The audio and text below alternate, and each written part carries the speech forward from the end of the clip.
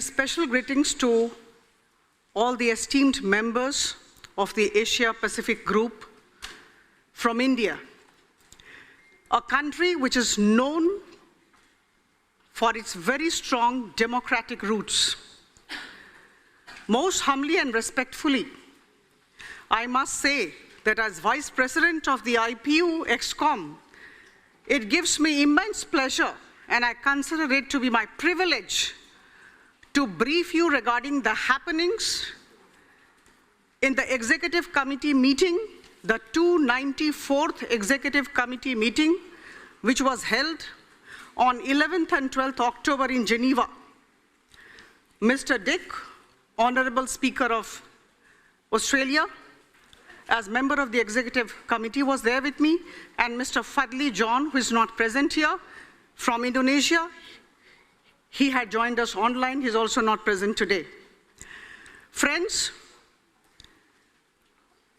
out of 17 members, 15 had attended the Executive Committee meeting and gave their valuable suggestions. My esteemed colleagues from the 35 countries of the Asia-Pacific region, I think we are all well aware of the Ipua tagline, for democracy, for everyone. I think this says all. We are also aware of the 5 strategic objectives of the Inter-Parliamentary Union. Number 1, as you know, building effective and empowered parliaments, promoting inclusive and representative parliaments, supporting resilient and innovative parliaments, catalyzing collective parliamentary action, and number 5, strengthening the Ipua's accountability. And I'm delighted to mention here that within the framework of these 5 strategic objectives and the Ipua tagline, there was very fruitful discussion in the Executive Committee, and about 19 agenda items had been taken up for discussion, and all the esteemed members gave their very good views.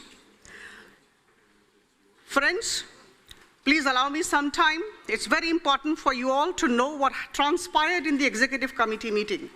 The main objective of the meeting was to discuss the activities of the Ipua.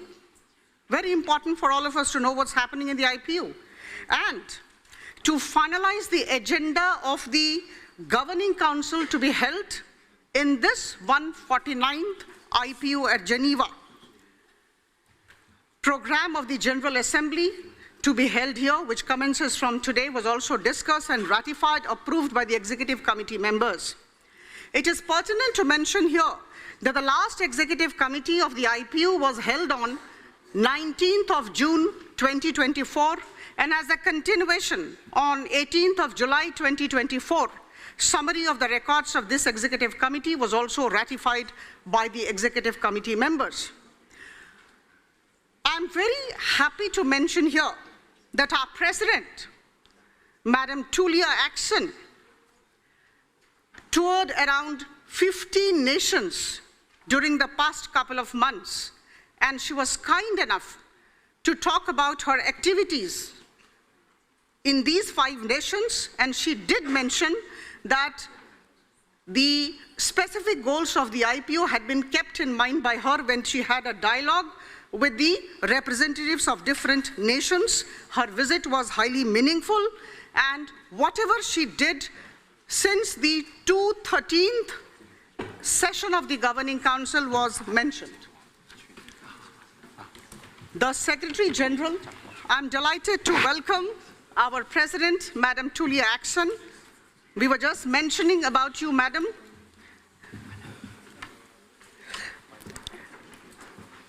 We were just mentioning about you, Madam, and the commendable work that you have done during the past few months as the President who took over in the 213th Governing Council. Now, the Secretary General also gave an update on the activities of the Ipua, and he also did give a report on the status of implementation of the Ipua strategy between 2022 and 2026. Thirdly, I'm very glad to inform this August House that the Ipua Secretariat had taken up 37 parliaments, 37 nations for reporting and surveying as regards their status pertaining to the implementation of the IPU's decisions, recommendations, initiatives, and resolutions. Most of the parliaments, most of these 37 parliaments have done extremely well, and in the executive committee meeting, we also decided the list of the countries, the list of the parliaments which would be taken up for 2025 and 2026. The sixth point, my dear friends, a major aspect which emerged in the meeting pertained to the IPU membership and the situation in some of the nations. Many of the esteemed members of the executive committee expressed their concerns, deep concerns about the situations in some of the nations. Finally, we all know that the finance of any organization is the backbone of the setup of the organization. The financial position was discussed, and the draft consolidated budget of 2025 was discussed threadbare and approved by the members of the committee. The Secretary General also apprised the committee regarding the latest efforts of IPU to secure voluntary funding. Madam Action is here. She is aware of the fact. Under her leadership, the discussions on 19 agenda items was held, and I must compliment, as the Vice President of the IPU, the efforts of the IPU, and I'm sure Mr. Dick will join me in this regard. The IPU has actually secured a lot of voluntary funding. Number 8, the committee did receive an update on the activities of IPU Task Force on the peaceful resolution of the war in Ukraine, the work with regard to the Middle East questions and other peace-building initiatives. Matters related to future inter-parliamentary meeting initiative in the areas of parliamentary democracy, the amendments in the IPU statutes and rules, and the need for coordination, cooperation between the IPU setup and the Association of the Secretary Generals was also discussed. As you would see, the committee in all its earnestness discussed 19 agenda items under the guidance of Madam Tulia Axon, and we successfully deliberated on the issues in an atmosphere of goodwill and bonhomie. My dear friends, just give me a couple of seconds. I conclude. I would definitely like to reiterate the combined responsibility of each one of us, 35 nations, 35 parliaments from the Asia-Pacific group, to ensure that the humanity moves towards peace and prosperity, that we create an ecosystem of goodwill, that we create a situation where every child is able to realize his potential, and that there is a world where there is no hunger, no war. In today's scenario, these do appear like daunting challenges. It's very difficult to conceptualize a world of that nature. These do appear as daunting challenges, but my dear friends, I can say with all conviction at my command that there can be no better time than this to fulfill these ambitions.